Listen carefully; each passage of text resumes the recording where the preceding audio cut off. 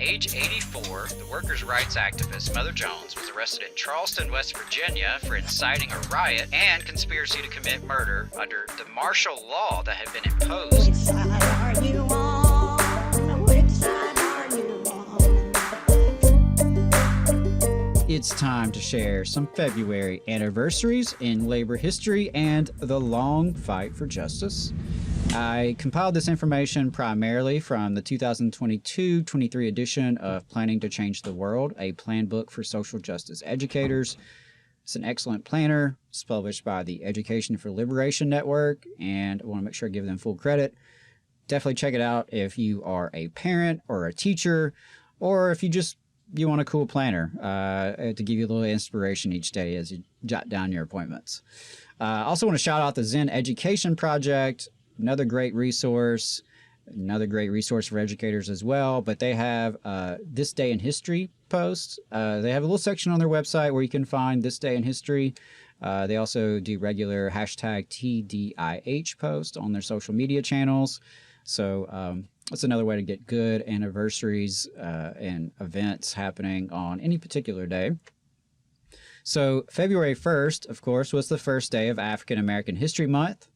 Since 1976, February has been designated African American or Black History Month, with the idea dating back to 1915 with the establishment of the Association for the Study of Negro Life and History. Headed by historian Carter Woodson and pastor Jesse E. Moreland, the organization sponsored the first Negro History Week in 1926 with the goal of celebrating the contributions of Black people to American history, society, and culture. And sadly, while we've made real progress in the history field when it comes to Black history, there are politicians in Montgomery and across the country who implicitly, and in some cases explicitly, oppose the right to celebrate Black History Month in public schools. Unraveling centuries-old layers of white supremacist propaganda and myth is an essential task to understanding our past, present, and future. February 1st is also the 120th anniversary of the publication of The Story of My Life, the autobiography of Helen Keller. Helen Keller lost her vision and hearing as a young child. Through hard work and the determination of her devoted teacher, Anne Sullivan, Keller learned to read, write, and speak, becoming the first deaf-blind person to earn a university degree in the United States. She was an ardent advocate for the rights of the disabled, writing several books and giving lectures worldwide, demanding access and opportunities for the disabled, particularly the blind and the deaf.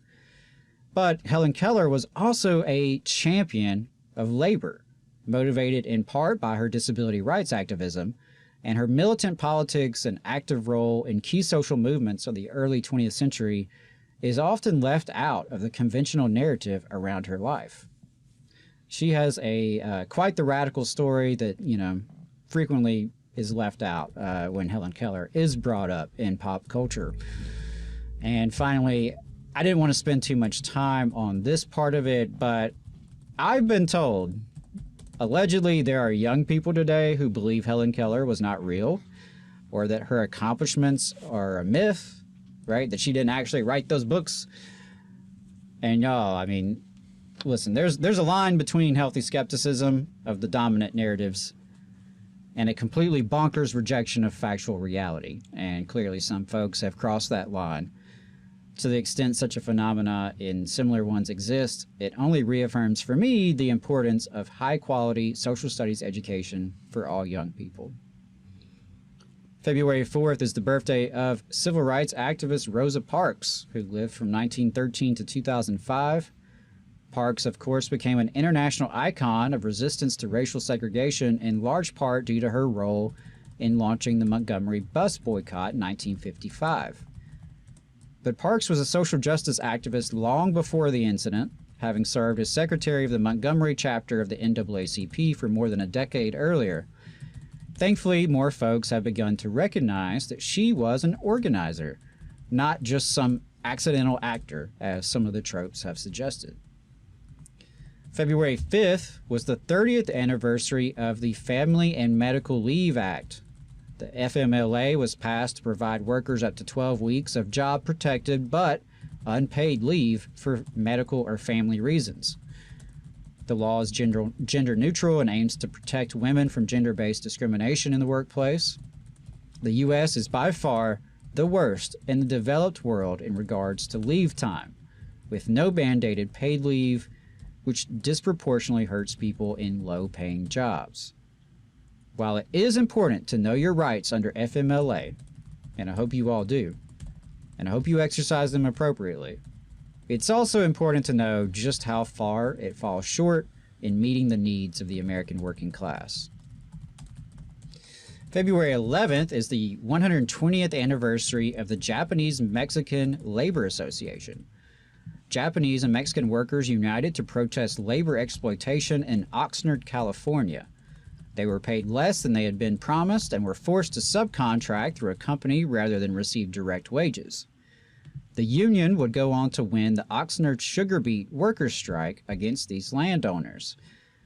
Really a remarkable demonstration of the power working people have when we unite across race, ethnicity, national origin, and the other barriers that divide us.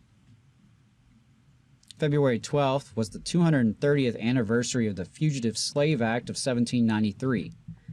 The law was intended to enforce the Constitution's acceptance of the enslavement of black people in the United States. Like the Constitution itself, the Act does not use the word slave, but rather, quote, persons escaping from the service of their masters.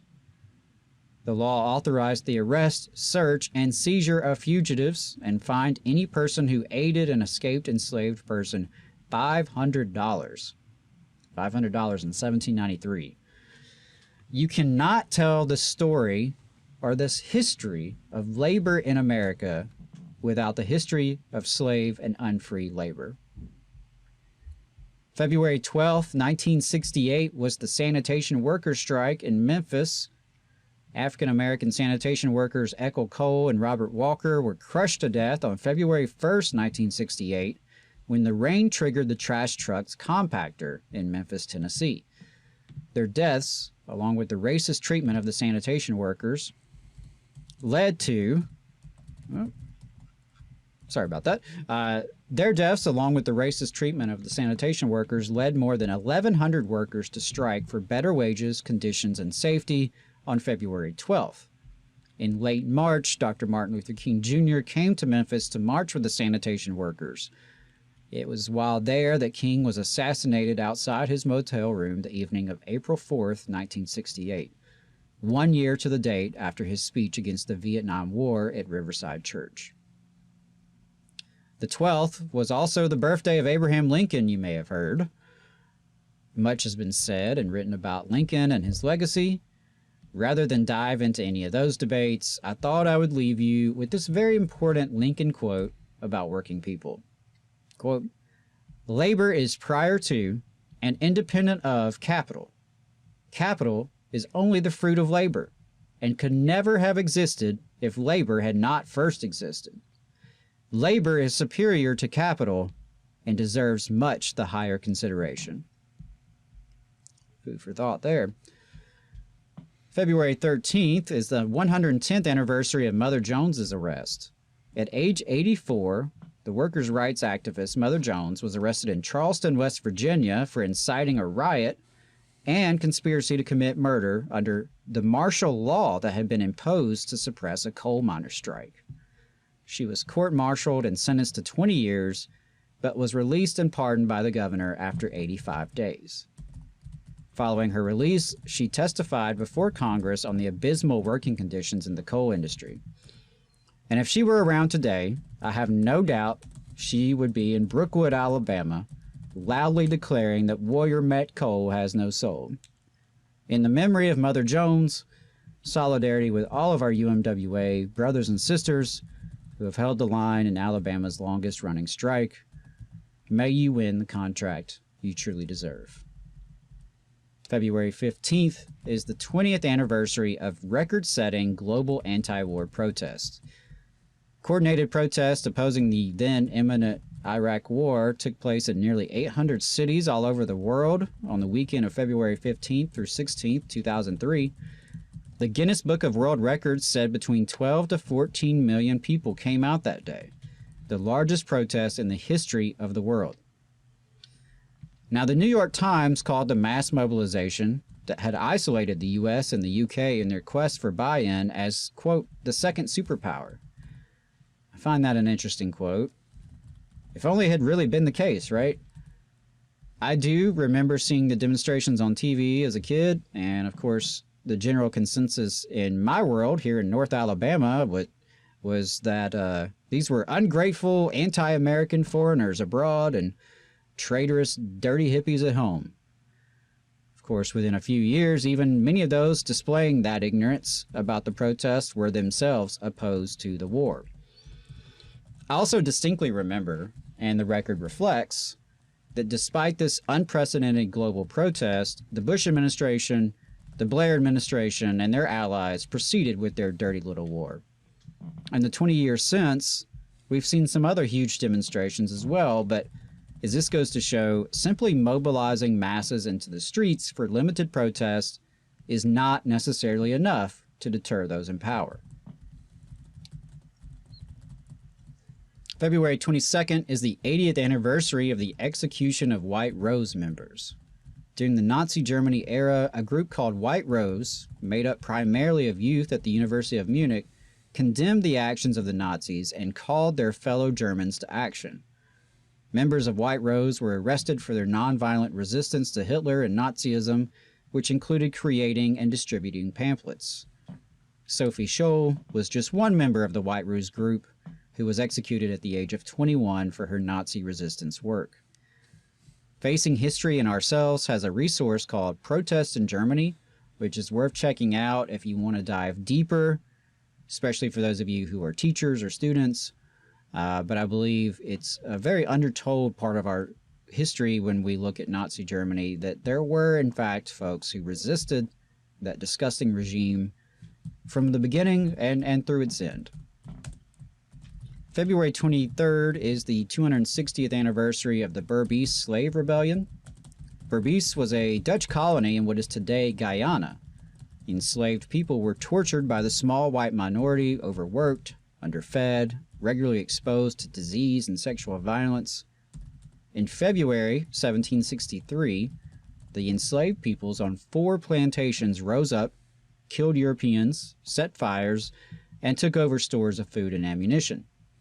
The revolt spread to other plantations over the coming weeks and lasted for more than a year. Ultimately, the rebellion ended in failure, but I know there's a fairly new book out called Blood on the River, a chronicle of mutiny and freedom on the Wild Coast by Marjolaine Cars, that argues that the revolt came amazingly close to succeeding. February 27th was the 80th anniversary of the Rosenstrasse protest. Jewish men working at forced labor factories in Berlin were rounded up to be sent to the concentration camps. But their non-Jewish wives, as well as other folks, gathered at the welfare office on Rosenstrasse where they were being held. This was, to my knowledge, the only mass public nonviolent protest by Germans in Germany of the deportation of Jews, and it was ultimately successful with the government backing down. February 27th is also the 50th anniversary of AIM, the American Indian Movement, occupying the site of the Wounded Knee Massacre to protest the federal government's policies toward Native Americans. And yet here we are in the year 2023, and Leonard Peltier is still in prison. It's a shame. And finally, while not an even-numbered anniversary, I did want to mention the Flint sit-down strike. It was February 11th, 1936, when the sit-down strike at General Motors in Flint, Michigan came to a successful close, having started several weeks back on December 30th, 1935. Unlike a conventional strike, where union members leave the plant and set up a picket line to discourage other workers from entering to prevent the employer from operating, these workers physically occupied the plant. The strikers were able to prevail, even when cops attempted to retake the building on January 11th with the so-called Battle of the Running Bulls. Ultimately, the strike ended with GM recognizing the United Auto Workers alongside other wins. Through the hard work of activism, organizing, sacrifice, and solidarity, these workers helped secure a union and a dignified quality of life for generations of working people. These historic wins have been diminished, and the UAW has been in retreat. It's up to all of us as members of the working class to reclaim the spirit of the sit-down strikers to win the better world that is not only possible, but necessary.